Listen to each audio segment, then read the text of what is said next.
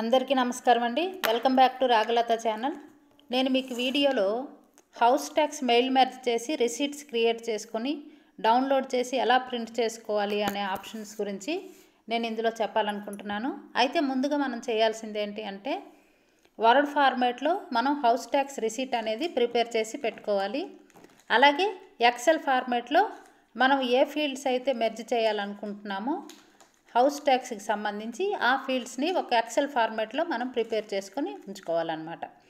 అయితే మనము XL prepare చేసేటప్పుడు జనరల్గా మనం ఏంటంటే అన్ని కాలమ్స్ అనేది ర్యాప్ చేసి మనం మెర్జ్ అండ్ సెంటర్ చేసి హెడ్డింగ్ అనేది పెట్టుకుంటాము. అలా హెడ్డింగ్ అనేది ఉండకూడదు ఇందులో. తర్వాత మనం ఏ కాలమ్స్కి అయితే మెర్జ్ చేయాలనుకుంటున్నామో ఏ కాలమ్స్ని అయితే వర్డ్లో మనం ఏవైతే డీటెయిల్స్ యాడ్ చేయాలనుకుంటున్నామో వాటికి మాత్రమే మనం నేమ్స్ అనేవి ఇచ్చుకోవాలి. అంటే ఇప్పుడు జనరల్గా మనం హౌస్ ట్యాక్స్ డిమాండ్ రిజిస్టర్ ఎలా ప్రిపేర్ చేసుకుంటాము, సీరియల్ నెంబరు, అసెస్మెంట్ నెంబరు, నేము, రిలేషన్ నేము, విలేజు, తర్వాత కొలతలు ఉంటాయి, తర్వాత మెజర్మెంట్స్, తర్వాత విస్తీర్ణము, రేట్లు అన్నీ వస్తూ లాస్ట్కి మనకి హౌస్ ట్యాక్స్ ఎంత, లైబ్రరీసెస్ ఎంత, వాటరు, శానిటేషను, తర్వాత electricity, sports, fire tax, total house tax, ఇలా మనకి అన్ని కాలమ్స్తో పాటు హౌస్ ట్యాక్స్ డిమాండ్ రిజిస్టర్ అనేది మనకు ఉంటుంది.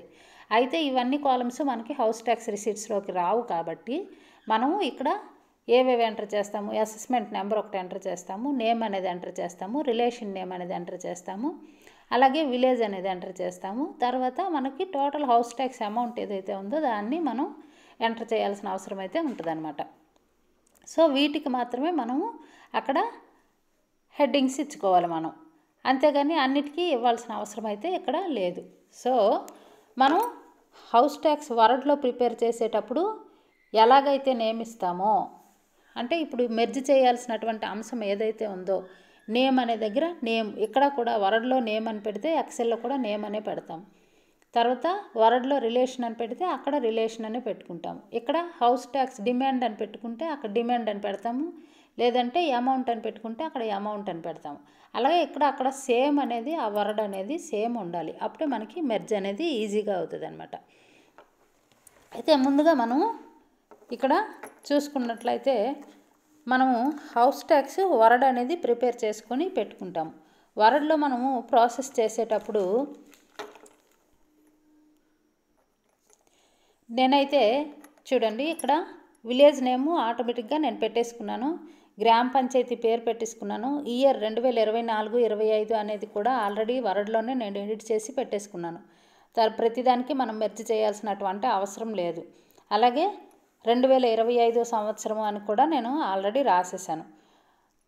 తర్వాత ఇక్కడ విలాసము అని మనకు వస్తుంది కదా, దగ్గర నేను విలేజ్ నేమ్ కూడా ఆల్రెడీ ఎడిట్ చేసేసాను. నెక్స్ట్ అమౌంట్ అని పెట్టి అమౌంట్ పక్కన గీతలు కూడా నేను ఆల్రెడీ పెట్టేసాను అనమాట. అంటే ఇవన్నీ మనం మెర్జ్ చేయాల్సిన పని లేకుండా సింపుల్గా మనకు ప్రాసెస్ అవ్వడం కోసం. సో నేను ఇక్కడ యాడ్ చేయాల్సినవి ఏంటి, ఆఫీస్ కాపీలో అసెస్మెంట్ ASST అని పెట్టుకున్నాను నేను. ఇందులో కూడా వర్డ్లో కూడా ఎక్సెల్లో కూడా సేమ్ ASST అని పెట్టాను. తర్వాత అమౌంట్ ఒకటి యాడ్ చేయాలనుకున్నాను, నేమ్ ఒకటి యాడ్ చేయాలనుకున్నాను. అలాగే రసీదులో కూడా అసెస్మెంట్ నెంబరు, నేము, అమౌంట్ ఈ మూడే యాడ్ చేయాలనుకున్నాను, అంటే మెర్జ్ చేయాలనుకుంటున్నాను. నెక్స్ట్ నోటీస్లో అయితే నేము, కేర్ ఆఫ్ అని పెట్టుకున్నాను, రిలేషన్ నేము, తర్వాత అమౌంట్ ఒకటి యాడ్ చేయాలనుకుంటున్నాను అనమాట. సో అసెస్మెంట్ నెంబర్ ఒకటి, నోటీస్లో అయితే 4. ఇలా నేను ఏవైతే యాడ్ చేయాలనుకుంటున్నానో దాన్ని ఇప్పుడు నేను నా ఎక్సెల్ నుంచి ఇందులోకి డేటాని మెర్జ్ చేసి తీసుకురావాలి. అప్పుడు మనం నోటీస్ ప్రింట్ చేసుకోవడానికి అవుతుందన్నమాట. సో అయితే ముందుగా మనము ఇలా వర్డ్ అనేది ఓపెన్ చేసుకుంటాం కదా, ఓపెన్ చేసుకునేటప్పుడు పైన మనకి చూడండి ఇక్కడ మెయిలింగ్స్ అని అడ్రస్ బార్లో మనకి ఆప్షన్స్ అయితే రావటం జరుగుతుంది. ఆ మెయిలింగ్స్ దగ్గరికి వెళ్ళి మనం క్లిక్ చేసినట్లయితే మనకి కింద సెలెక్ట్ రిసిపెంట్స్ అని మనకి ఒక ఆప్షన్ అనేది రావటం జరుగుతుంది. అందులో మధ్య ఆప్షను యూజ్ ఎగ్జిస్టింగ్ లిస్ట్ అని వస్తుందన్నమాట. ఆ యూజ్ ఎగ్జిస్టింగ్ లిస్ట్ అనే దగ్గర మనం క్లిక్ చేసినట్లయితే మనకి ఇలా ఏది అడ్జస్ట్ చేసుకుంటే ఏది సెలెక్ట్ చేయాలని అడుగుతుంది. అప్పుడు మనం ఎక్సెల్లో ప్రిపేర్ చేసినటువంటి హౌస్ ట్యాక్స్ డేటాను మనం సెలెక్ట్ చేసి ఓపెన్ అనే దాని మీద క్లిక్ చేస్తాము. క్లిక్ చేసేటప్పుడు మనకి ఇక్కడ చాలా ఆప్షన్స్ అయితే కిందన ఓపెన్ అవుతాయి అన్నమాట.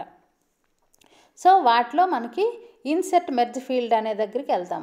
వెళ్ళి అక్కడ మనం ఈ ఫీల్డ్ అనేది మనం మార్చుకోవడానికి అవకాశం ఉంటుందన్నమాట. సో ఇక్కడ వర్డ్లో చూడండి అసెస్మెంట్ అని ఇచ్చాం కదా, ఈ అసెస్మెంట్ అనేది మనం ఇక్కడ సెలెక్ట్ చేసుకోవాలి.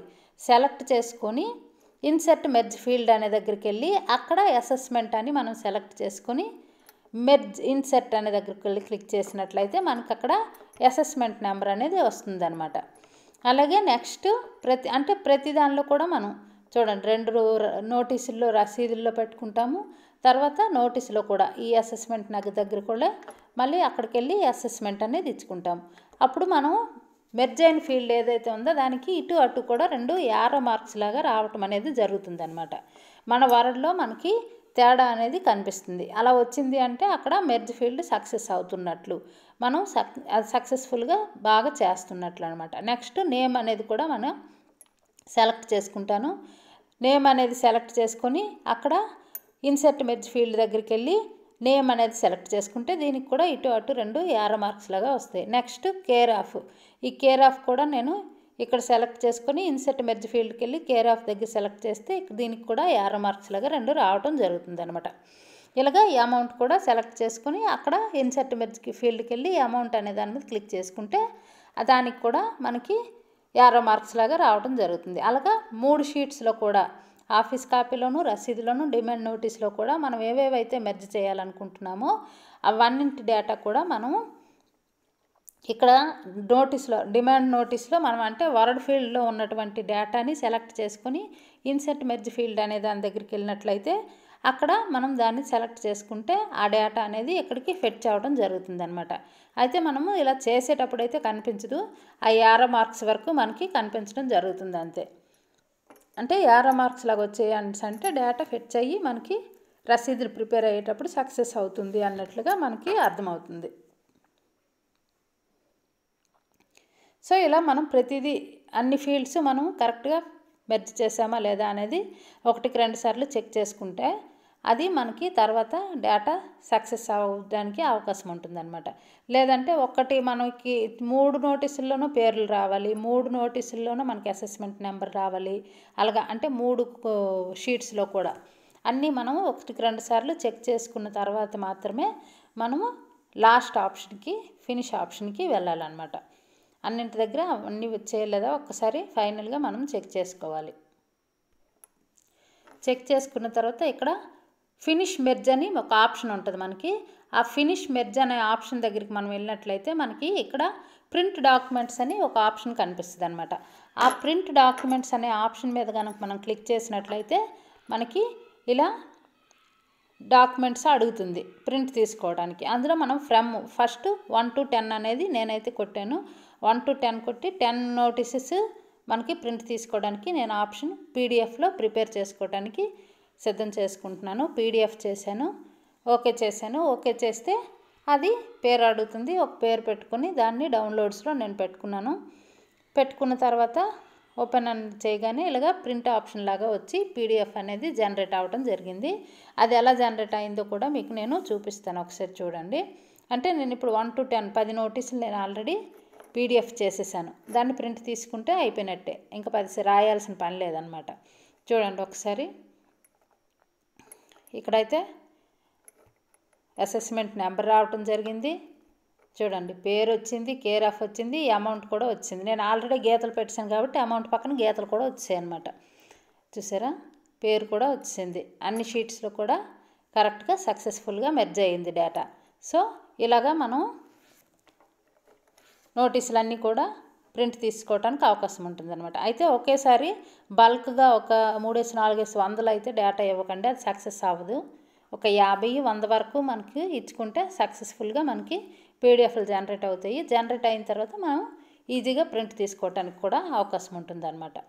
ఇది సింపుల్గా మనము మెయిల్ మెర్జ్ చేసుకొని డిమాండ్ నోటీసులు ప్రిపేర్ చేసుకోవడానికి అవకాశం ఉంటుంది. అయితే నోటీస్ అనేది రసీదు అనేది ఎలాగ రావాలో అనుకుంటున్నారో దాన్ని ముందుగా మీరు అలాగా ప్రిపేర్ చేసుకోండి వర్డ్ ఫార్మాట్లో.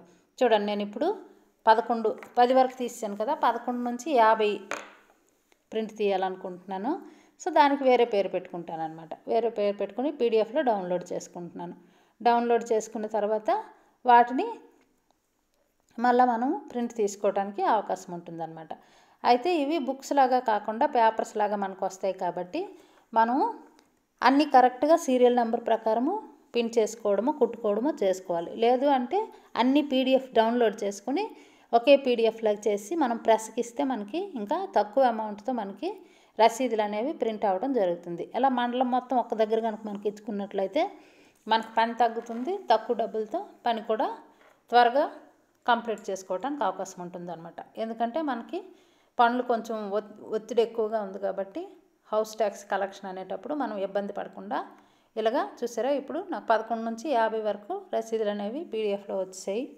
అంటే 40 రసీదులు ఒకేసారి వచ్చాయి. బల్క్గా ఒక 200, 300 ఇస్తే మాత్రం కొంచెం సక్సెస్ అవ్వట్లేదు. సో